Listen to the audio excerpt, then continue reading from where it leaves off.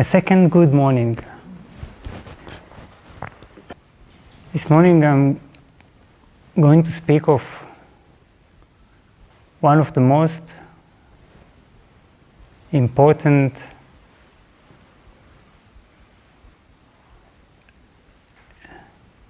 insights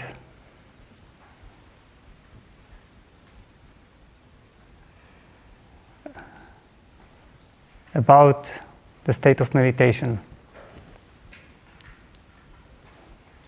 In fact, it is so elementary, so fundamental that if you understand from this entire retreat only this morning talk, you pretty much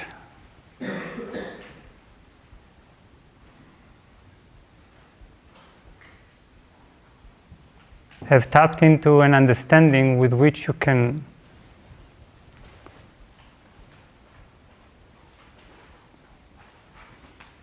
access true inner freedom.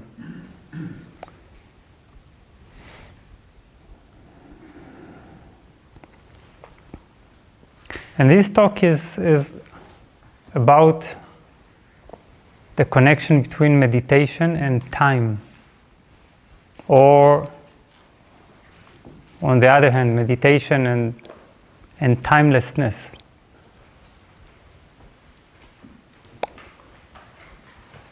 And we have a chance this morning to go into it very deeply and try to understand this point with our entire being, not just intellectually, mentally.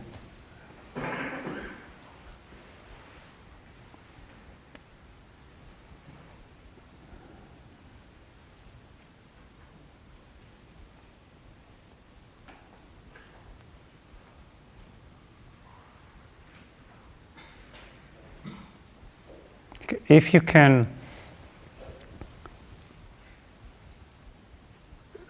step out of the realm of time, if you can really access the timelessness of your mind, that is total freedom.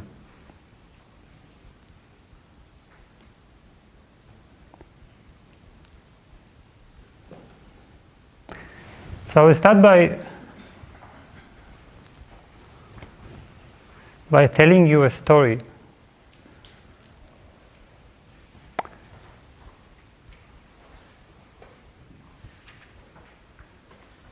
And of course, intentionally tell it in this way because of the irony of today's subject.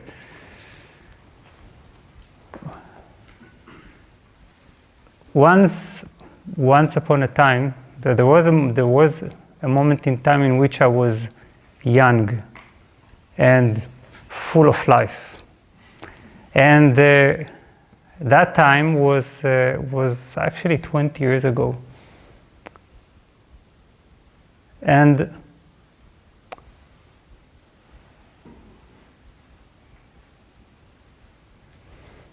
at that time, I attended the silence retreats, which were not my own.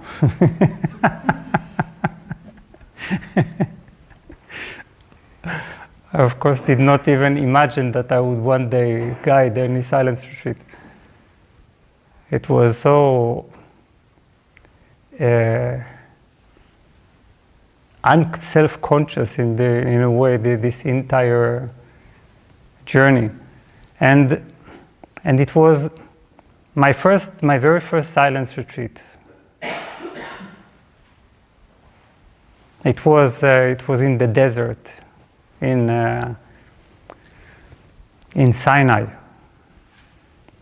Egypt, and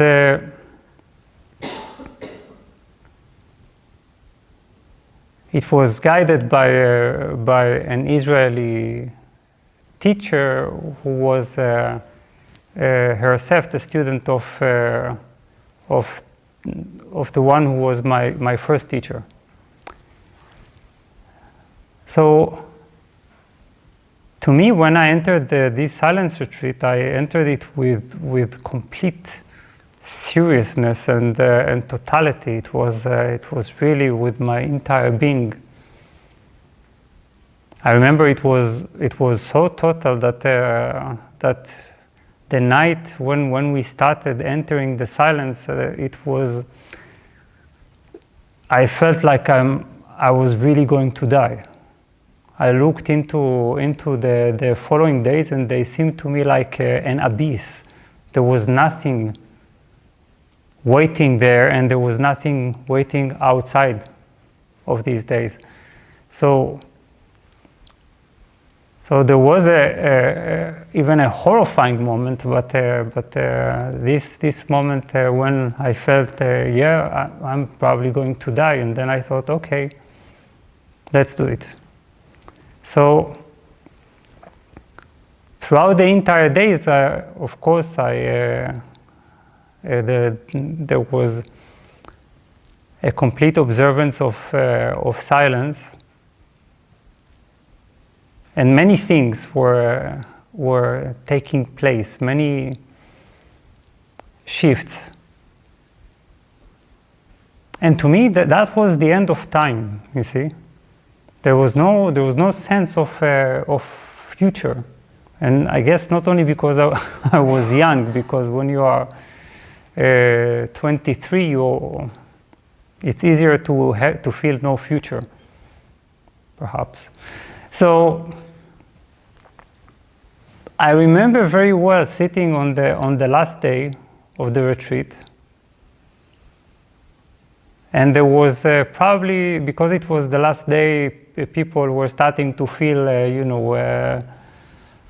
it was already ending, and they felt already the lightness of returning to talk. So there was a group that was already starting to chat somewhere next to me, and I couldn't help but listen to their talk. And in their talk, they were discussing the next retreat. They said, yes, in 1 month the teacher's teacher is going to come, and I can't wait to do this retreat. It's going to be again silence, and it's going to be very exciting. And I listened to that, and I thought, my God, how can they even perceive the notion of a next retreat? Because to me that was the only time, the only reality. There was no next anything. The very feeling of a next meant no totality. Implied that I wasn't fully there, that I was already with one leg in the future, in a progress, advancing towards another retreat. And of course, when there is another retreat, then there is another retreat. When there is another retreat, there is another retreat, or another anything, you see.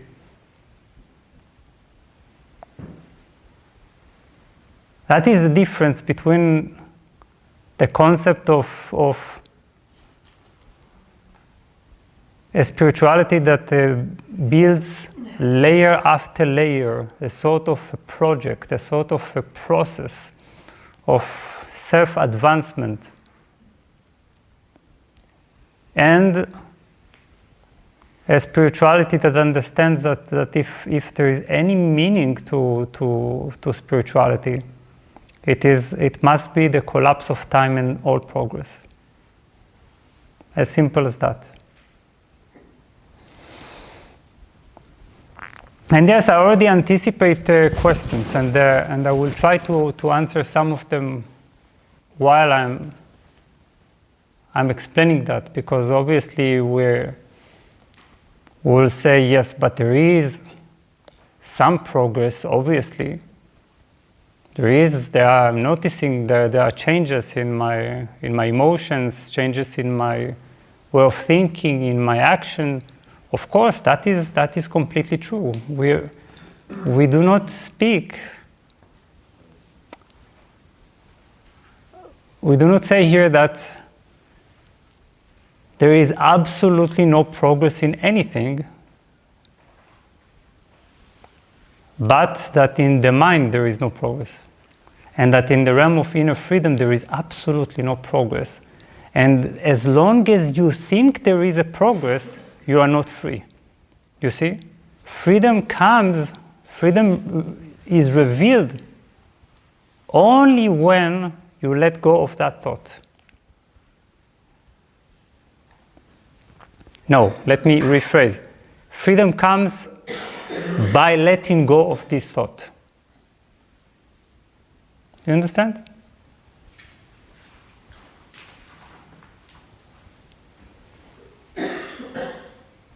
If there is no more concept of progress,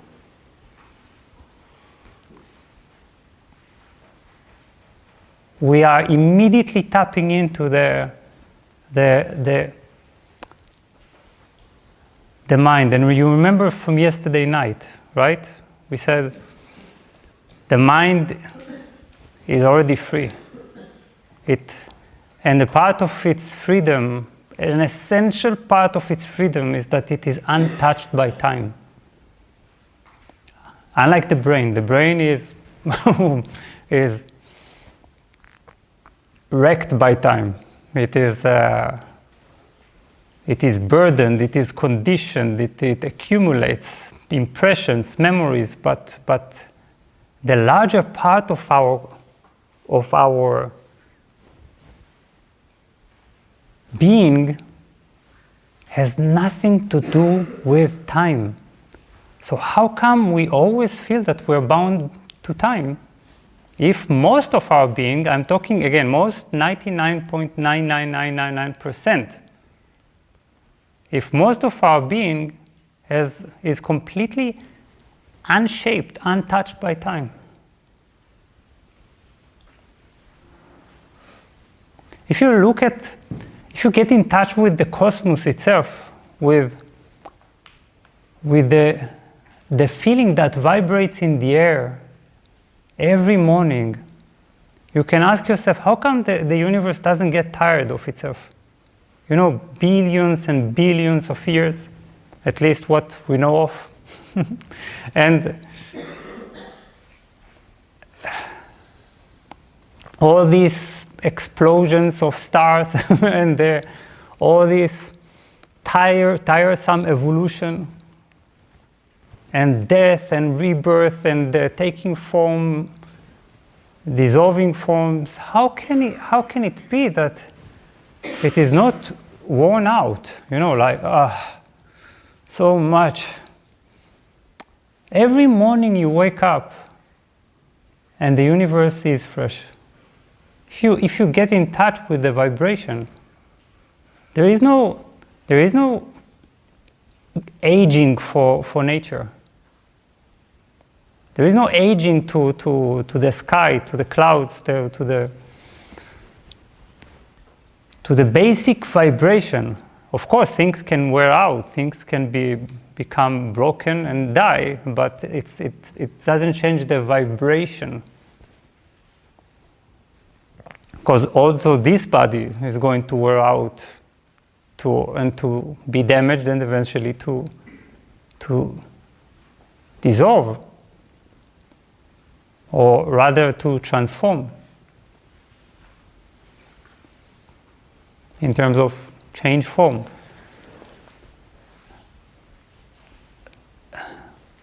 But this has nothing to do with the mind and with consciousness.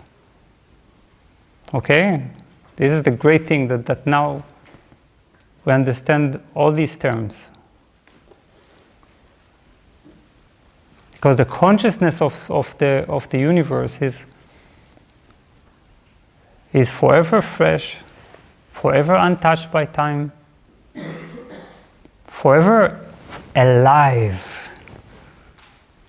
new, It's as if it's always in the starting point, always beginning with its massive energies.